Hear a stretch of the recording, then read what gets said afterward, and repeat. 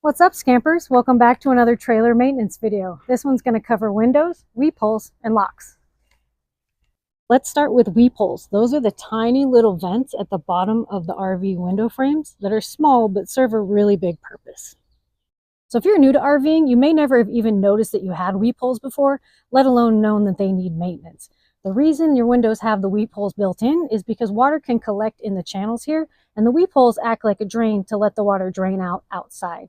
If weepholes get clogged, then these channels can start filling with water anytime it rains, it hits the outside of the window and rolls into the channels here, or your breath can condensate on the inside of the window and run down into the channels here as well. So there's only so many channels that can fill with water before that water starts overflowing and damaging the inside of your trailer. The best way to avoid those problems like mold or water damage to the interior of the trailer is to just clean out the window channels and the weepholes at least once a year. For this project, I'm going to use some Dr. Bronner's soap because it's cruelty-free and it's biodegradable, so if it runs off into the environment, no damage done. I've mixed that in a squirt bottle with some water so I can blast right into those window channels and kind of get the debris loosened up. I'm going to follow that with some pipe cleaners so I can get directly into the weepholes themselves and get anything that might be stuck in there out. And I'm going to use some shop towels in place of regular paper towels because they're a little bit thicker and they don't tend to leave the debris behind that regular paper towels can. Little pieces aren't going to break off of this and remain in the window channel even though I've done my best to clean them. The first thing I'm going to do is put a towel down below the window so any overspray doesn't land on the bed. The next thing I'm going to do is try to remove this inner rubber piece here, which is the part where the window runs in the track, and try to do that without removing this outer seal on the outside of the window. I've removed these before on the outside and they are a huge pain in the butt to get back in. So I'm going to try to just get this inner rubber piece out without removing the outer seal.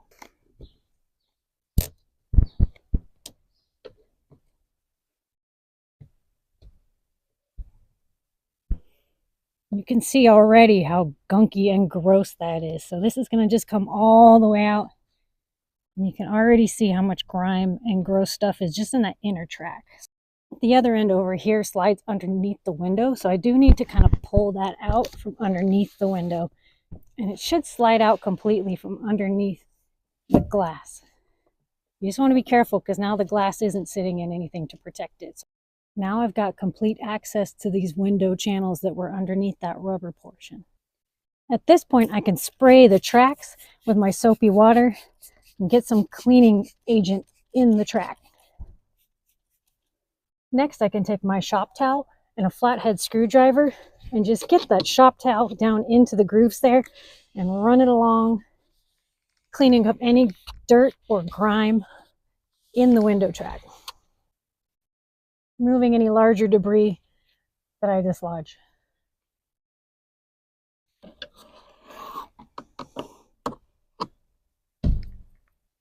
Then I can take my pipe cleaner, put it in the weephole,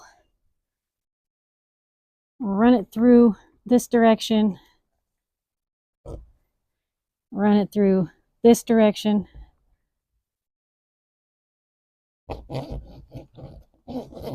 just make sure I clear any debris that might be stuck in the weephole.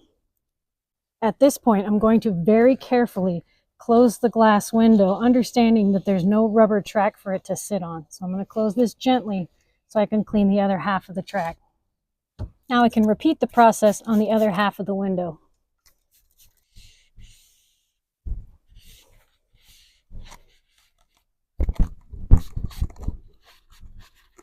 And I'll repeat the process on the weephole that's on this side.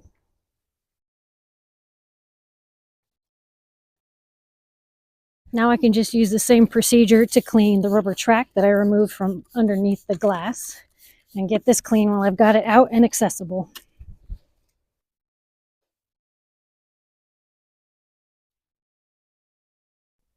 Now I'm just going to put the rubber piece back underneath the window and slide it across. It helps if you lift the glass up a little bit, take some of the pressure off. You can also slide the window forward to help slide the track back. You slide the window forward, pull the window back, kind of helps get it back underneath the other side of the window.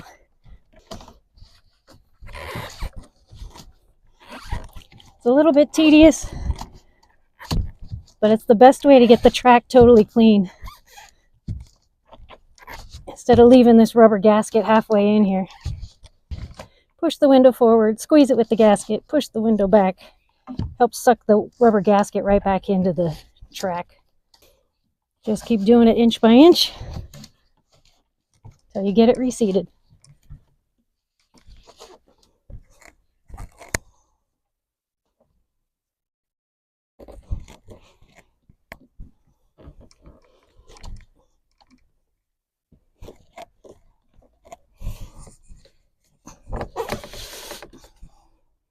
Now I can reseat it on both sides. But if you didn't want to struggle with it as much as I am, you could just pull this portion up to here and then clean this half and then close the window and pull the other portion up without completely removing it. But you saw how filthy it was. I wanted to get it all the way out and get a good cleaning, so I decided to do it the hard way. But you can do it the easy way if you don't think your track is that dirty. There you go. Make sure it closes. Ta-da! Now that I've got this outer track with the rubber that holds the glass in place squeaky clean, let's talk about this inner track where the screen for the window slides. If you look really closely here, you can see that there's a plastic piece that the screen slides on. And I need to get underneath this to clean below it as well. But with the screen in place, if I pulled it up, it would crack. So I'm going to remove the screen to do this next part. And it's super easy to do if you know this trick. The screens in these RV windows are usually held in place with some tensioners at the top. So if you take a putty knife and get under the corner right here, you can guide the screen right out of its track and it pops right out.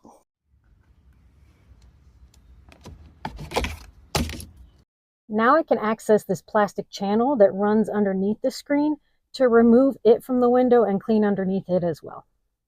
I'm not going to use my screwdriver for this because I don't want to damage this piece. So I'm just going to grab the edge with some needle nose pliers here and see if I can yank it up.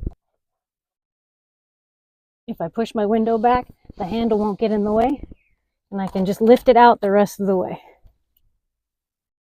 I specifically waited until the rubber was back underneath the window to do this portion of the frame because the rubber is what's holding the window in place. If I had removed the screen without this rubber piece in place, the glass can actually fall out, and I didn't want to risk breaking it. So for me, I like to do the rubber piece first, get it completely seated so there's something solid holding the glass in place, and then I can remove this channel because the screen was what was actually holding the window in place when I had this rubber portion out. So if I take the screen off without this rubber piece below the window, that's how you get the glass out. So if you ever need to get your glass out, that would be the way to do it. But with my glass held safely in place, now I can just go ahead and repeat the cleaning process on this half of the channel. And it's definitely more fun to clean with a friend. Thanks for the help, bud.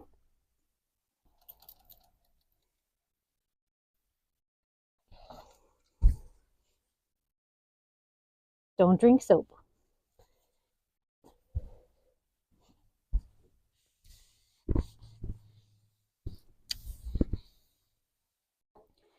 And of course, I want to clean this piece itself, and then I can put everything back together. This piece has a high side and a low side, so I'm just going to make sure that this high side is up against the glass just like I found it when I removed it.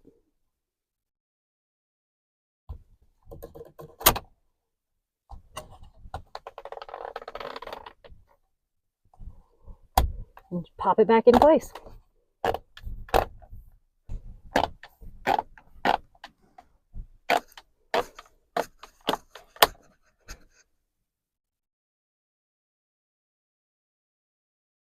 This would also be a great time to clean your screens if they're in need of it, but mine are pretty clean thanks to the help of my little friend here. So putting these back are as simple as lining it up in the correct track, pressing up on those little tensioners, and popping it back in. These smaller windows should be a little bit easier because the track, I believe, is split into multiple sections. So once I can get this out of here, I'll show you what I mean. It does appear to be all one piece on this side. You can see how filthy that was. And the soapy water.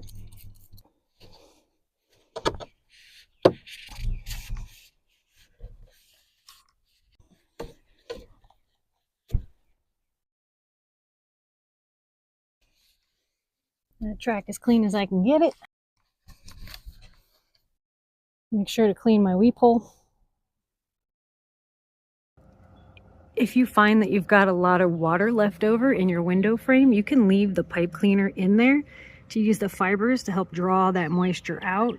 It'll get absorbed through these fibers here, and the pipe cleaner will actually help drain the channels. So if you find you have a lot of water left over, just leave a pipe cleaner in there. It'll help that water drain right out. All right, now that I've got this track nice and clean and dry, I'll try to give you a better look of how I jammed this under the window there. Once you get some good and seated and it goes right under the glass like this, you can kind of push the glass up onto it. And then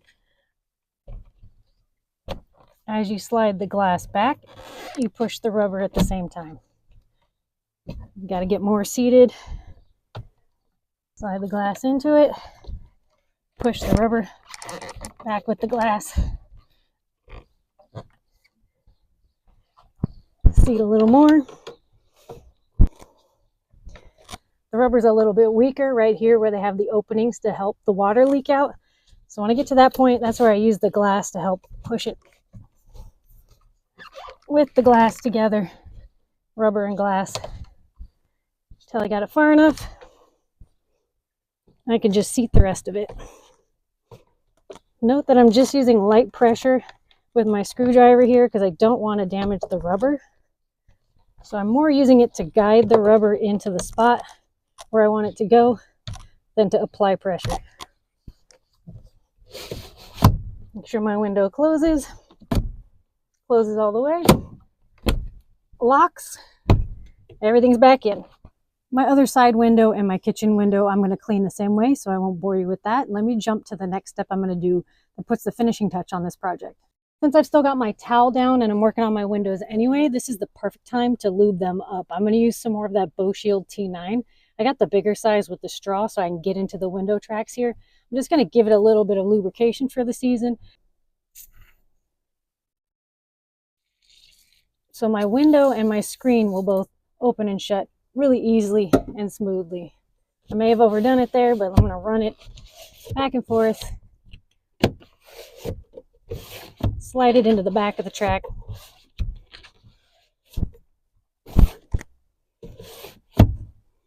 Add a little bit on the back half here.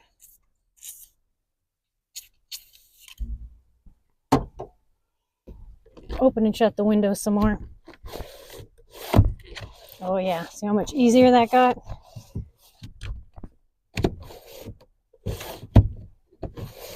Immediate difference.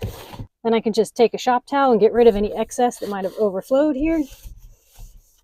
And since my weep holes are nice and open, I know any extra that needs to run out will run out the weep holes. And that definitely made a big difference with how easily my screen and my window open. So this window's ready to go for the season. And while I've got the Bow Shield out, I'm going to lubricate my locks as well because they could benefit from some lubrication from time to time too. With this bigger size and the straw, it's really easy to get inside there. So let me show you how I do it. I'm just going to get inside the little dust shield there, give it a little bit. It doesn't need much on both. Then I can put the key in the door, turn that a few times, get it really worked into the lock.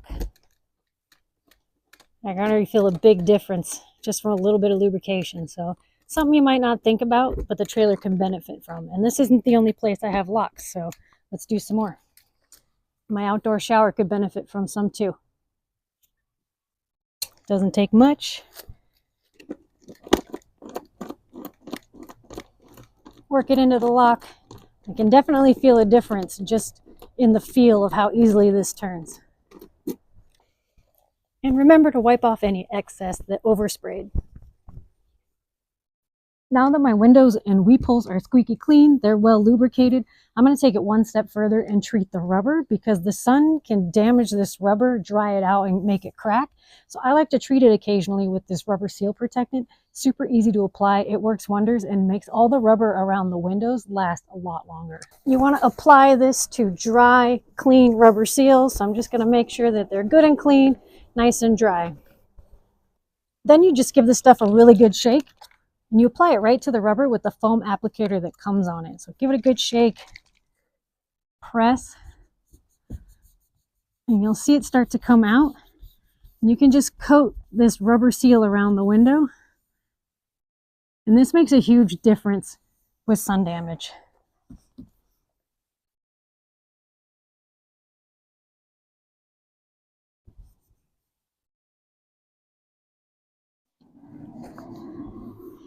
And this stuff you just leave on there to dry. You don't need to wipe it off. I'll come back and clean the windows once it's dry, but that took me 30 seconds and it drastically improves the lifespan of these rubber pieces around the windows. So I'm gonna go all the way around the Scamp and do all the rubber that I can with this 303 rubber seal protectant.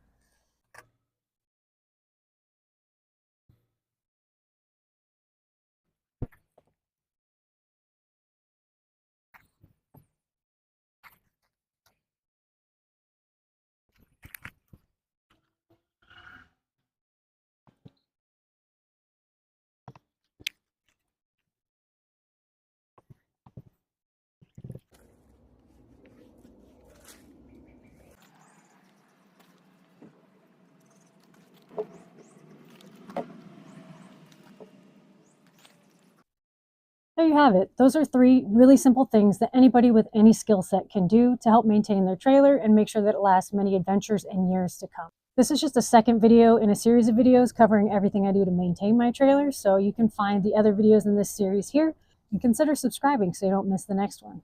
If you enjoy this kind of content, you can help the channel out by liking, subscribing, sharing the video with a friend or 2 friends, and there's a link to my tip jar in the description below. Thank you so much for watching this video. Check out some other ones while you're here, and until next time, happy scamping.